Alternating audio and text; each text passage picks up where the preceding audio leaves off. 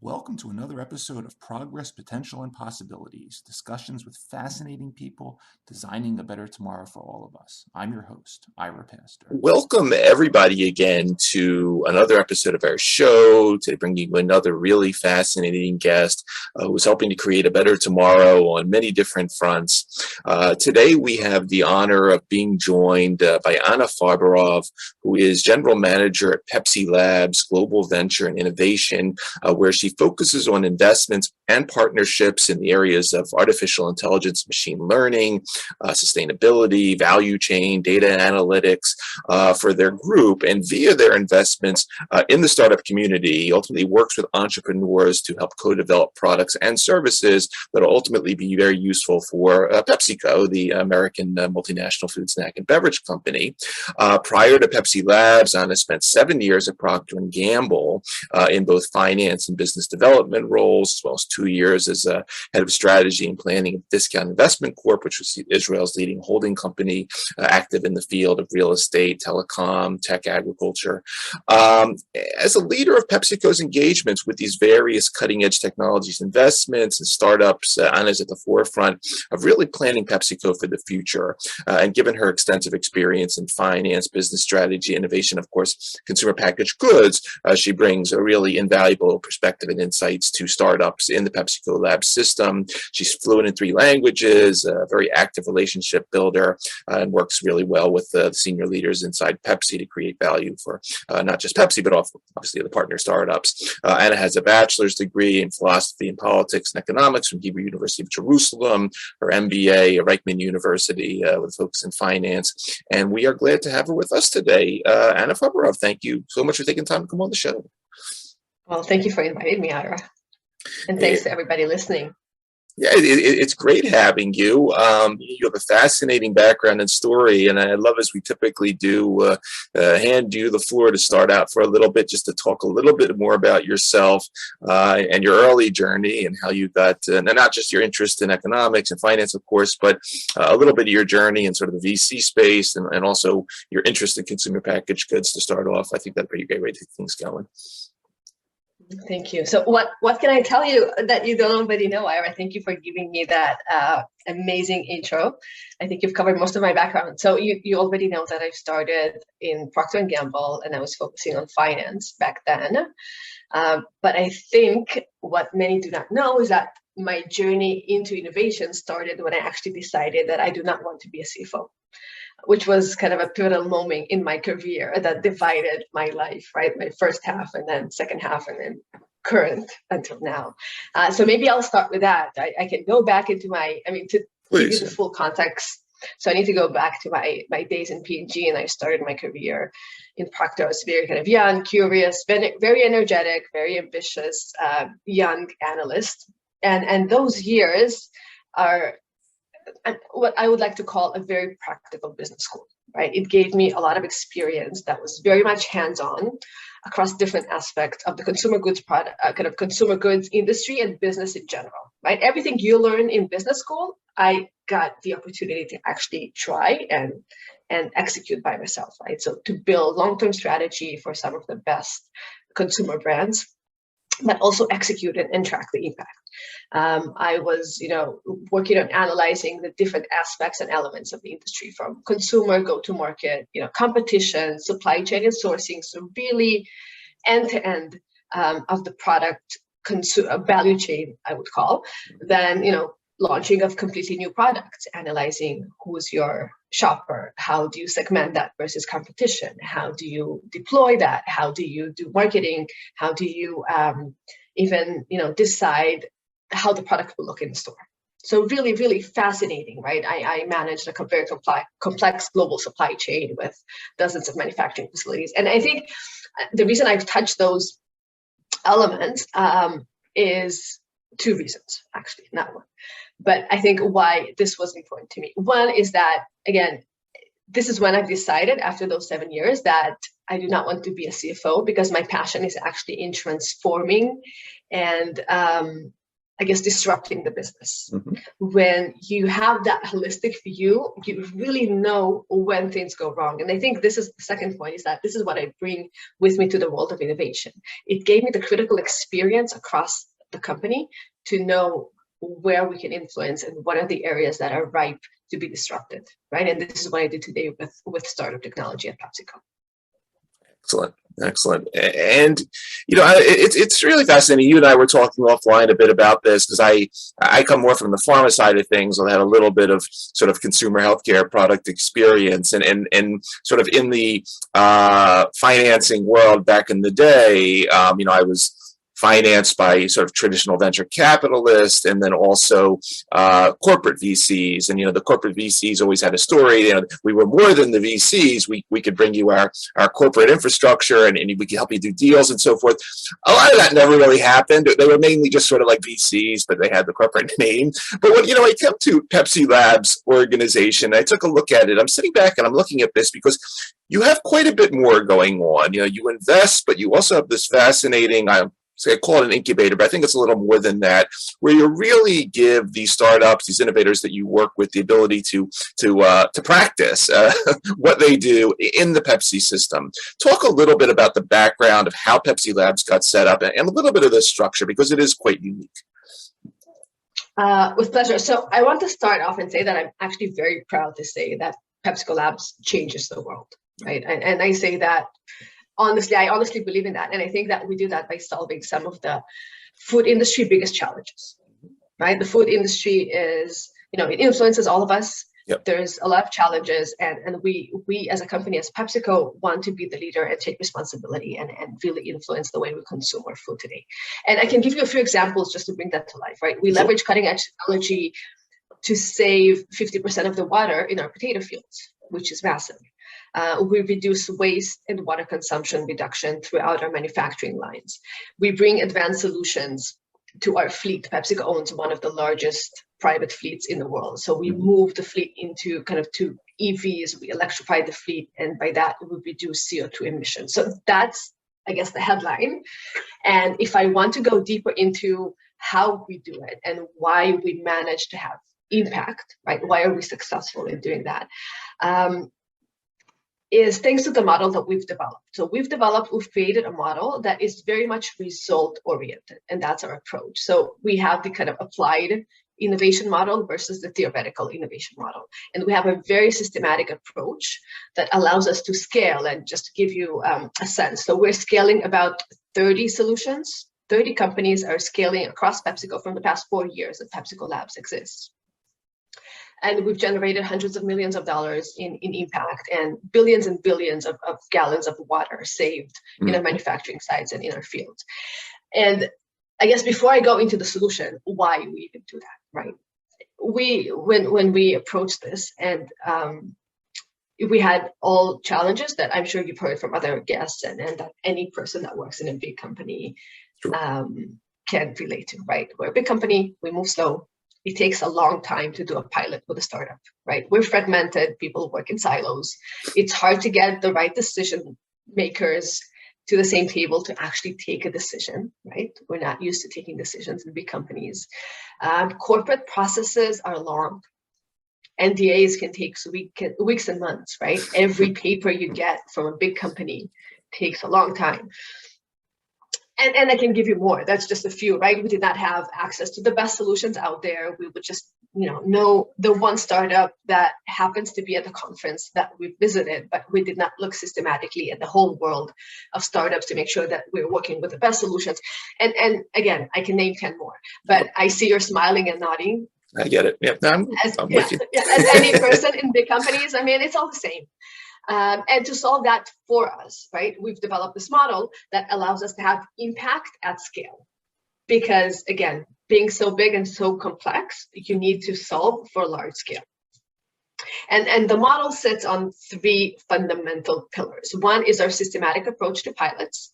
The second one is measurement and communication. And the third is go-to-market. And I'm happy to go kind of one layer deeper without boring. But I think the first one was a systematic approach to pilots, right? So we've built a simple process to maximize the impact and minimize corporate bureaucracy, right? So any PepsiCo employee that has a challenge that he wants to solve with a startup, we make it super simple for them, right? Any entrepreneur, any startup that wants to pilot with PepsiCo, we make it super simple for them, right? Removing all corporate roadblocks. We're very systematic. So there's a lot of content behind that. We have, an 8-step kind of criteria for problem definition. And then we have a 5-stage filtering process, right? We have a playbook to how we run pilots in PepsiCo, another playbook to how we scale. But all of that is just to tell you that if you come to PepsiCo Labs as an entrepreneur, we will be very transparent. We will make this simple and fast to work with PepsiCo, right? And the same for our internal customers. So PepsiCo employees that lead or manage their pilots through PepsiCo Labs, we just allow them to run quickly and take all of the, the corporate paperwork and the corporate kind of walls that are stopping them from moving fast. So that's the first one, right? That's our systematic approach. Okay. The second one, which is measurement and communication. We want to make sure the success criteria are objective and unanimous. Nobody's debating after the pilot, was it successful, yes or no? Got it. And everybody knows what it means to be successful, right? Did I say, is 3% water consumption reduction enough to be successful, or I need to achieve 15? Okay? So we define the impact in a very clear way for everybody, both startup and PepsiCo, as we go into the pilot. And then we make sure we track it and we communicate this, right? So we measure the impact, again, in a unanimous way, because I'm sure, in corporates, people can debate sales and shares, and everybody has their own perspective of how they slice and dice the data. We want to make sure that everybody's looking at the same data. Yep. And we are all very transparent. And then when you know that, you've created the impact because you've defined what success is, you've measured it, and now you've proven that, you're able to fuel the success, right? Then it's easy. It makes it's a no-brainer for PepsiCo to scale if you've proven out your impact. So that's the second pillar, right, of measuring and communicating. And the third one is the go-to-market, which is the softer one. We build relationships with both the VC and startup ecosystem and with the PepsiCo folks internally, right? Our internal stakeholders. And by communicating the impact, we fuel the success with them, right? Because if you show VCs that you're successful, they want to send their best startups to you. If you communicate that to the startups, they all want to come and work with you, and you're not just another big company wasting their time, because we know big companies can waste our time, right? And PepsiCo employees, right? If you show them that it's easier to go with PepsiCo Labs than without, then they will come to you because you make their life so much better. Right? I think in general, we all want to be successful. You just need to create that transparency and show them that you can help them and continuously fuel the success. Excellent. So kind of this is our model, right? This is kind of simplified and very kind of structured approach to innovation and how we run pilots and measure the impact. And the third one is just kind of go to market, make sure you have the network to keep attracting the best solutions and the best use cases internally and externally. So yeah, it's a because I read through, and we'll put a link obviously to the website. But yeah, it's a very elegant process. I was sitting back thinking, I wish this was around about 20 years ago when I was in those other tranches. But yeah, it's definitely a very unique and refreshing model, let's say, to see this in action. So I'm excited for not just you, but excited for all the entrepreneurs to have the ability to party with you nowadays. I'd love to just take a little bit of a walk, if you would, and through some of these themes. And I was just going to sort of point out, I guess, a couple of the cases. We have had some other members of the Pepsi family on the show over the last year, and I thought I would just focus on some of those, and obviously things you can talk about, great. If not, don't worry about it. But so one of the first that stood out to me was this theme of personalization, which is on sort of the marketing basket. And, we talked to, actually she was recently moved on, but Ellen de Brabander was leading R&D at Pepsi for several years, really talked about this theme of personalization. And you don't normally think of, obviously, giant companies as personalized, selling, 10 billion cans of this and so forth. But really this move, like obviously in the pharma industry, towards personalization of products and services. E-gaming is one example too in the system. Talk a little bit about some of the things you're doing on the personalization front, or the types of investments that you work with and look at. So I think the interesting one in personalization that is often overlooked is in supply chain. Yep. So imagine yourself as a consumer, right? So creating the product, a personalized product, I think is very intuitive and people understand that. But imagine getting your product, the product that you want, when you want it, where you want it, right? So making sure that you have access to the entire portfolio. You can select it at your grocery store or at the large store or at your home. Right. So this sounds simple, and I think the COVID, Amazon, everybody kind of educated the consumer and taught us that this is possible. But that creates a lot of work on the supply chain side of companies. Right. So I think some of the technologies we're looking, and I can give one example. For example, we're now launching an autonomous warehouse. Nice. Which is fully automated. That allows us to bring many SKUs to the front. To the front line, right? So to make sure that you as a consumer have access to the full variety of PepsiCo versus just the top 100 SKUs, because it's really hard to move a big DC into the city center. That's almost impossible, right? And the only way to actually do that is if you leverage 3D space within a footprint, within a small footprint, right? Mm-hmm. If you had to do this in 2D, you just don't have enough land to cover. You don't have enough, people are walking up and down the aisle. You need very long aisles to make sure you have enough SKUs. But if you put this in 3D, then you cover more space. And this is what we're doing now. We're launching that in Texas, and we're expanding hopefully to 2 more sites this year, 2 more next year. But that just allows us to service our consumers better, right? Deliver a bigger portfolio to our consumers at the right time when they want to get the product. Right? So that's kind of one example of personalization that I think is changing the way companies, us included, are doing go-to-market and designing their supply chain networks. Excellent.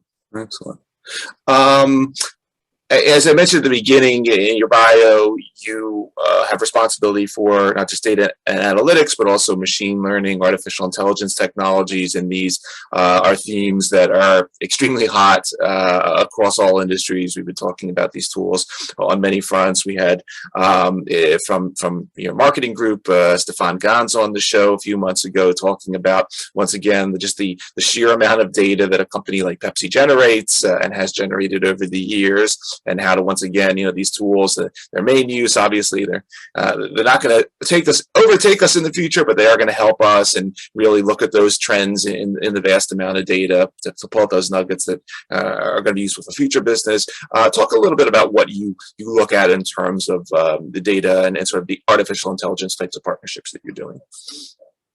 So artificial intelligence is an enabler, right? Data, everything creates data. You can create data with your marketing campaign, with your manufacturing line, with your agriculture, right? Yep. When you look at your field, we actually collect data of everything, right? Over 100 parameters per field. And AI is the enabler to get business insights, critical insights from that data.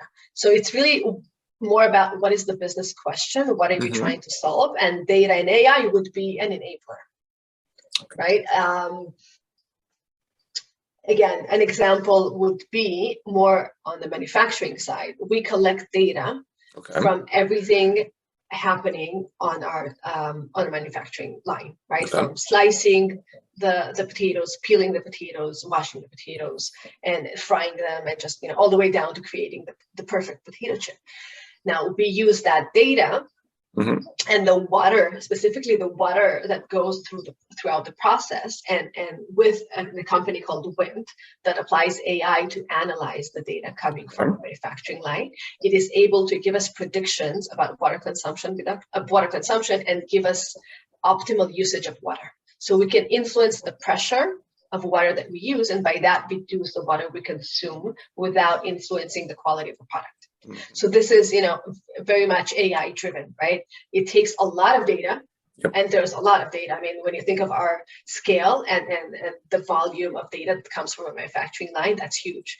So the AI engine takes everything and helps us identify what is the best way to apply water pressure. Right, so that's massive. That's one of the solutions we're now scaling across Europe. And an interesting story about this company is actually they've started in utilities. So they were doing similar use cases, but in big buildings. We've identified the potential and we brought it into manufacturing. So we were their first partner in the area of manufacturing, which creates a huge win. I mean, obviously we have the solution that allows us to save up to 10% of the water in our manufacturing lines, but it also creates a lot of value for the startup, right? For the business, because we've created a whole new use case and a kind of go-to-market approach for them, right? They have now a new product that they can offer to other manufacturing companies. Cool, very cool. And thinking about, you mentioned water a couple of times. Obviously, it made a major part of the sustainability equation. And once again, thinking back to my discussions with Anna, with Ellen, talking about, we don't think about you mentioned potatoes, but we just don't think about the sheer quantities, whether they're potatoes or tomatoes or sugar or whatever that the companies like Pepsi use. And then, obviously, a part of that sustainability equation has the supply chain component, and we've had some weird supply chain dynamics, as you know, all around this globe for the last year or so. Any interesting things that you're seeing in terms of either internal entrepreneurs or startups that are bringing, hey, here's some very unique supply chain solutions, God forbid the next time that something unique like COVID hits the global system? There's a lot. Supply chain is massive for PepsiCo specifically because that is part of our business model. Yeah. And it's massive for the world. Luckily for us, because it's such an integral part of PepsiCo, we were very much prepared for COVID. So COVID helped us expedite some of the processes that were happening anyway, but we were in a unique position to actually service our consumers throughout COVID and in COVID constraints. I think some of the interesting elements in the supply chain is actually the way we source our ingredients, right? Because we know commodities prices are increasing, either directly sourced commodities, right? So potatoes and oats, for example, we source directly, but there's also a lot of ingredients that we source indirectly. and we're trying to influence the farmers that work directly with us and indirectly as well, right? Obviously there's a lot of implications. It has implications on price to us and then our consumers and customers, but it also has implications on the planet because a lot of those commodities and a lot of those ingredients consume a lot of water and nitrogen, and that influences CO2 reduction, that influences, some areas do not have access to water. So it's hard for them to grow enough supply. And one of the ways that we are trying to help our farmers is actually give them access to advanced farming practices. Okay. So move away from the traditional into kind of a smarter AI-driven farming practices. And another example, so there's actually a very cool tool that we're now working with, deploying in Europe, but we're going to take that globally as well. So it's like a stick, right, that you put in the ground. Okay. It tests the soil, and it gives you laboratory grade results instantly, right? So real time laboratory test results, and that is, just to give you kind of the full, what is the alternative, right? Today, farmers need to take a sample of the soil. They need to ship it over to a lab. They need to wait for 3 weeks, get the results back. They need to pay for it. And then by the time it comes back, it's not always relevant, right? It's been 3 weeks. They just sampled one point in their field. So there's not a lot of, information they can take from that.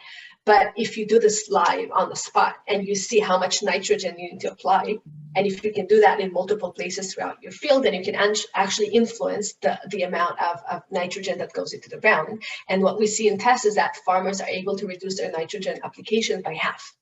Now, I'm not sure if you know, nitrogen prices multiplied significantly in the last year. Imagine. Two, it's we're trying to reduce CO2 reduction. That's one of the biggest drivers of CO2 emissions in the field. And more than that, there's spill off into water kind of sources. So there's a lot of elements, right? We're all trying to reduce, kind of manage the cost and reduce our footprint. And this is one of the tools that will just allow us to do that while securing the supply for PepsiCo. So going back to the supply chain and the ability to secure our access, PepsiCo access to ingredient and product, right? So by helping the farmers, we're actually helping PepsiCo to have a sustainable business model, and our consumers and the planet, which is always, it's always a bonus. That's true. That's true. And one thing that's not on your list here of targets of Pepsi Labs today is sort of the general area of health and wellness. I was had the ability to host Dr. James Carter from the Gatorade Sports Science Institute, and then I was actually interested in a presentation a couple weeks ago where Pepsi's new chief medical officer Antonio Tatarani was presenting, talking about health, actually longevity, aging, really some interesting topics. Obviously, once again, nothing confidential, but do you perceive ever expanding the Pepsi Lab model into sort of this burgeoning area of health, wellness, functional foods? And if not, what if there's an entrepreneur out there or within Pepsi with really interesting ideas on that front, sort of what do they do where do you send them within the Pepsi organization at that point? It's super interesting. It's not on our roadmap for 2022, but I think it's definitely an option. We are, PepsiCo is always putting the consumer first. Yeah. So obviously PepsiCo is developing capabilities that will help us service our consumers, and PepsiCo Labs is servicing PepsiCo, right? So we are there to support the different PepsiCo functions and teams, I guess, to fast track their journey into innovation. So if this need will come from the teams, we're happy to support. It's not something that we kind of touched upon until now, but honestly, we're a small team, we're spread very thin, and we've already have 2022 completely booked. And we're launching 8 programs, which is a lot. Each program will include 10 startups, more or less, right? So this is what we plan, about 80 pilots in 2022, which is a lot. So yes, this is definitely something that we would consider. There are teams within PepsiCo that look into that, like the Gatorade Institute, like some of my R&D colleagues. Mm-hmm. So there is room for that in PepsiCo. I think PepsiCo Labs will be happy to support. I don't know if some of my R&D colleagues are listening, but email me, let me know. I'm here. Awesome. And, I guess we didn't say at the beginning, but we chatted. You're currently located now in Israel, but you're moving over here to the U.S. sometime soon. Talk a little bit about sort of the global setup. I mean, do you have if I'm a promising entrepreneur in Hong Kong or something? Do you have sort of Asia Pepsi Labs or Latin America? How's it all set up for these different entrepreneurs to work within the Pepsi system on a global level? So we are a global team. We're spread as a team between Israel, London, and the US. Okay.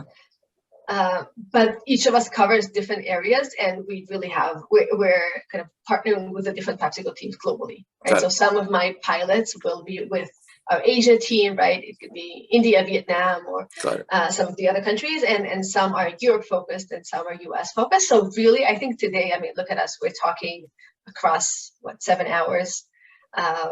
7 hours of time zones, and I think Zoom really allows us to work closely with the different teams regardless of their geography.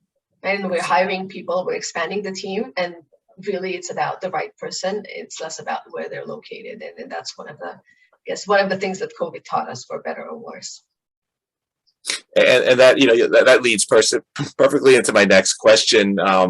Obviously, there's going to be a lot of people listening to this episode from sort of the next generation that's coming along that listen to you. Obviously, I think you're really cool, but they're going to think you're really cool too. They want to sort of follow in your footsteps, be the next Anna Farberov at Pepsi Labs. What are you recommending? What type of skills you're looking for, whether they be folks that are just getting out of university or maybe high school students they're headed off? Do you still recommend, in your case, that finance, the CPG path? What types of things are you suggesting to the next generation?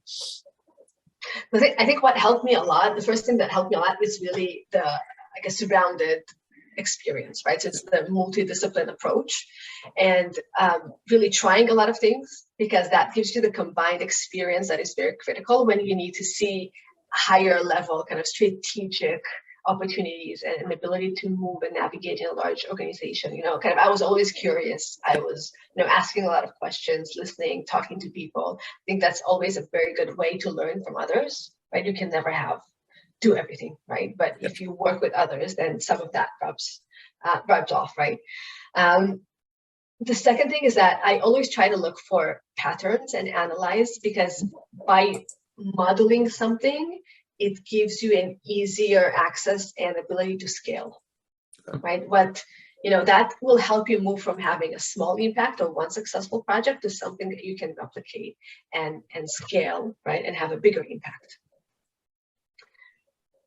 And the third is just have fun, right? I think it's very important to have fun. It's important to work with people that you appreciate, that you enjoy, saying, meeting in the morning or over Zoom or in person. It's, you want to wake up knowing that you have an exciting day and you're actually, happy to go to work, regardless of, where that is physically.